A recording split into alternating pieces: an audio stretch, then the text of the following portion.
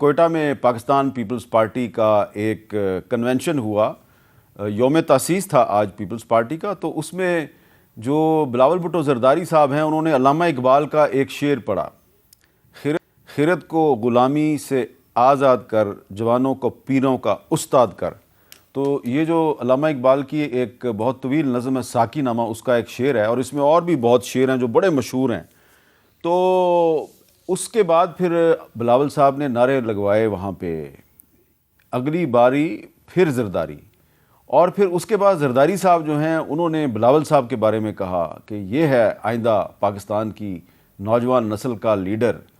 तो तफसीलात तो आप तक पहुँच ही चुकी हैं, लेकिन थोड़ी से क्लिप्स भी देख लें। वज़ीर-ए-आज़म, जब आपने नारा मारा प्राइम मिनिस्टर का, तो शेर आ गया मेरे दिमाग में कि ज़बाने खल्क को नकारे खुदा समझो। तो इंशाल्लाह वो वक्त आएगा। बिलावल को हमने यूथ का, आपका, आने वाले कल का लीडर बनाना है। अगली बारी, अगली बारी, अगली बारी जरदारी साहब ने इंतकाम की सियासत को, अना की सियासत को दफन करके एक नया तर्ज़े सियासत कायम की। अच्छा, अब यहाँ पे जलसे में जरदारी साहब ने जो अपनी पगड़ी थी, जो बलोच सरदारों की पगड़ी होती है, वो उतार के तो उन्होंने बिलावल साहब के सर पे भी सजाई है। तो इससे एक मैसेज उन्होंने दिया है कि जो पीपल्स पार्टी का जो वज़ीर आज़म का उम्मीदवार है वो बिलावल ही है। तो ये सारी जो आज वहाँ पे कार्रवाई हुई है, इसमें जो पैगाम है वो आपको समझ आ गया है वो क्या है। और यहाँ पे नून लीग पे बड़ी शदीद तनकीद की बिलावल भुट्टो जरदारी साहब ने। साथ ही साथ उन्होंने थोड़े से चरके जो हैं वो पाकिस्तान तहरीक इंसाफ को भी लगाए हैं। और तहरीक इंसाफ ने आज chief justice of Pakistan justice काजी फायज़ साहब को एक ख़त लिख दिया है और ख़त में बहुत कुछ कहा गया है, बहुत लंबा ख़त है, लेकिन उसके जो बुनियादी नुकात हैं वो ये हैं कि तहरीक इंसाफ को आज़ादाना सियासी सरगर्मियों की इजाज़त नहीं दी जा रही। इलेक्शन कमीशन को पाबंद किया जाए कि वो PTI को बराबरी की सतह पर मुहिम चलाने में किरदार अदा करे। पार्टी रहनुमाओं के ख़िलाफ़ झूठे मुकदमात बनाना और गिरफ़्तार करना सियासी मंजरनामे को बिगाड़ने की कोशिश है। अदलिया के अहकामात के बावजूद बहुत से रहनुमाओं को गिरफ़्तार किया जा रहा है और उनकी सियासी वाबस्तगी तब्दील की जा रही है। यानी कि तहरीक इंसाफ जो है वो ये शिकवा कर रही है, शिकायत कर रही है कि उनको लेवल प्लेइंग फील्ड नहीं मिल रही। तो इस पे हम गुफ्तगू करेंगे। हमारे साथ मौजूद हैं जनाब सेनेटर डॉक्टर मुसद्दिक मलिक साहब, मुस्लिम लीग नून के सीनियर रहनुमा, जनाब मुस्तफ़ा नवाज़ खोखर साहब सीनियर सियासतदान, और जनाब नईम हैदर पंचोता साहब जो कि पाकिस्तान तहरीक इंसाफ के तर्जुमान बराए कानूनी अमूर हैं और चेयरमैन तहरीक इंसाफ के तर्जुमान भी हैं। मैं गुफ्तगू किधर से शुरू करूं मलिक साहब, इधर से कि उधर से? तो आपको क्या लगा, क्योंकि आज बिलावल साहब ने नून लीग पे भी बड़ी तनकीद किया, लेकिन वो जो जरदारी साहब ने बिलावल के सर पे जो पगड़ी रखी है, तो क्या मतलब है इसका? देखिए, उन्होंने वो जवानों को पीरों का उस्ताद कर, मुझे एक दफ़ा बड़ी अच्छी तरह याद है, मैं कॉलेज के ज़माने की बात है, तो एक हमारे दोस्त थे, वो कहीं रास्ते में पुलिस ने उनको रोक लिया। तो उनके वालिद को जानते थे शेख साहब को पुलिस वाले, तो उन्होंने कहा कि तुसी शेख साहब के बच्चे हो? तो उन्होंने कहा नहीं नहीं। तो वो आगे गया, तो हमने उसको कहा यार तुझे शर्म नहीं आती? तो उसने कहा ये बात ठीक है। वो उतरा, वापस गया अपना पुलिस वाले के पास और उसने कहा कि हाँ जी मैं शेख साहब का ही बच्चा। ट्रिपलिंग कर रहे थे मोटरसाइकिलों पर, उस ज़माने में अक्सर हो जाता था।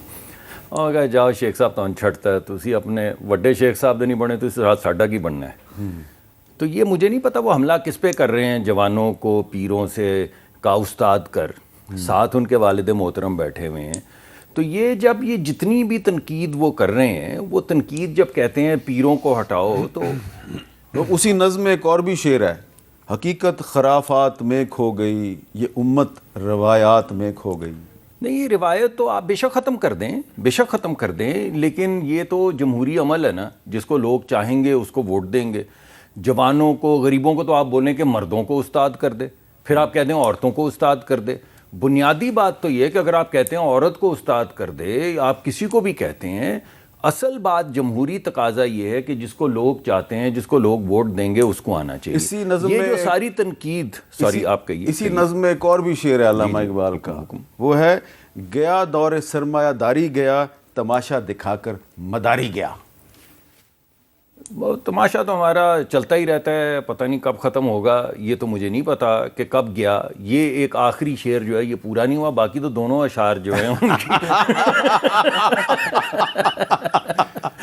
پہلے دونوں اشعار حسب حال ہے، تیسرے کا نہیں پتا وہ کب ختم ہوگا تماشا. لیکن میں یہ کہنا چاہتا ہوں کہ یہ جو ساری تکرار ہے کہ اس کو ہٹا دو، اس کو ہٹا دو، بھائی جائیں آپ اپنا نقطۂ نظر پیش کریں، لوگوں کو الیکٹ کرنے دیں.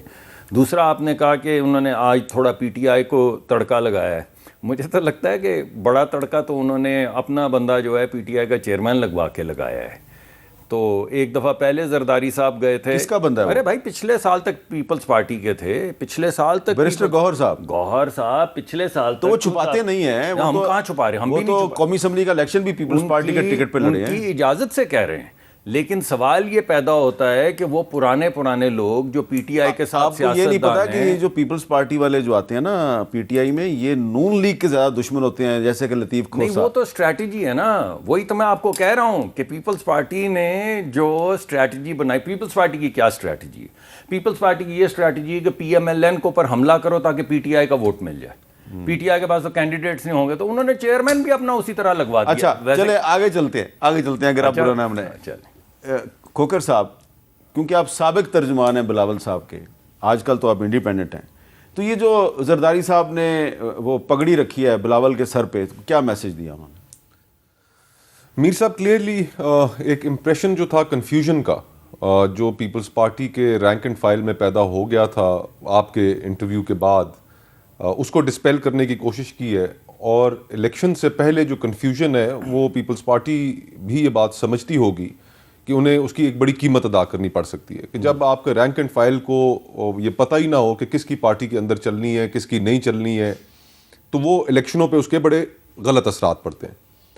دوسرا، اب میں زیادہ تبصرہ تو نہیں کر سکتا، ایک سابقہ رفاقت رہی ہے، لیکن پولیٹیکل کانٹیکسٹ میں اتنا ضرور عرض کرنا چاہوں گا میر صاحب کہ 16 مہینے کی حکومت کا جو بوجھ ہے، اس بوجھ میں تو پیپلز پارٹی بھی شامل تھی. اور اس وقت جو مہنگائی سے تڑپتے عوام ہیں، ان کے جو ایشوز ہیں وہ سیاست سے دور ہوتے جا رہے ہیں. پاکستان پورے میں پچھلے ایک ہفتے سے آپ کے انٹرویو کے بعد جو ہیڈ لائنز تھیں پورے میڈیا پر، چاہے وہ انگریزی اخبار ہوں، اردو اخبار ہوں، کوئی بھی چینل ہو، وہ یہی تھی کہ پیپلز پارٹی کے اندر کیا ہونے جا رہا ہے. لوگوں کے جو ایشوز ہیں، جو مہنگائی سے تڑپتی عوام ہے، ان کی جو گفتگو ہے وہ تو منظرنامے سے غائب ہو چکی ہے. آپ دیکھیے کہ ابھی آ کے جماعتوں نے اپنی منشور کمیٹیاں تشکیل دی ہیں کہ یہ ابھی منشور بنانا شروع کریں گے. اور الیکشن کا شیڈول اناؤنس ہونے میں، اگر شیڈول 5 تاریخ کو یہ اناؤنس ہوتا ہے جیسا کہا جا رہا ہے، تو صرف یعنی کہ ایک ہفتہ باقی ہے اور ابھی تک کسی جماعت کا منشور تیار نہیں ہے. تو یہ تمام پولیٹیکل پارٹیز جو ہیں یہ ان چیزوں کے اندر تو لگی ہوئی ہیں، لیڈرشپ سٹرگلز میں لگی ہوئی ہیں. مسلم لیگ نون کے اندر ایک لیڈرشپ سٹرگل ہے کہ شہباز صاحب ہوں گے، مریم صاحبہ ہوں گی، حمزہ صاحب ہوں گے، پنجاب کا وزیر اعلیٰ کون ہوگا. آپ کے اندر بھی ایک لیڈرشپ سٹرگل ہے، let's face it, let's be honest about it. نہیں ہے. اور پیپلز پارٹی کی بھی ایک سٹرگل سامنے آ گئی. تو جہاں پر لوگوں کے اتنے بڑے مسائل ہیں، کیا ان میں سے ایک بڑا مسئلہ یہ بھی ہے کہ کون کس پارٹی کا سربراہ بنتا ہے؟ لوگوں کی زندگی گزارنا مشکل ہوئی ہوئی ہے. ٹھیک ہے. اور اس طرف بھی آئے پولیٹیکل پارٹیز. اور آج دیکھیے فرینکلی میر صاحب، جو اس وقت الیکشنوں کے اندر پارٹیز جا رہی ہیں، بیانیے ہیں کیا؟ تحریک انصاف کا ایک بیانیہ ہے مظلومیت کا کہ جی ہمارے ساتھ بڑی زیادتی ہوئی. پی ایم ایل این کا بیانیہ ہے کہ 2017 میں ہمارے ساتھ بڑی زیادتی ہوئی. لوگوں کا بیانیہ کدھر ہے؟ اچھا، اب آخری آپ کے سوال سے پہلے یہ 2 دفعہ انہوں نے آپ کے انٹرویو کا ذکر کیا، میں دیکھ نہیں پایا، اس میں کیا ہوا ہے؟ اس میں بہت کچھ ہوا ہے. وہ آپ کو میں انٹرویو کا لنک بھیج دوں گا، آپ دیکھ لیجئے گا.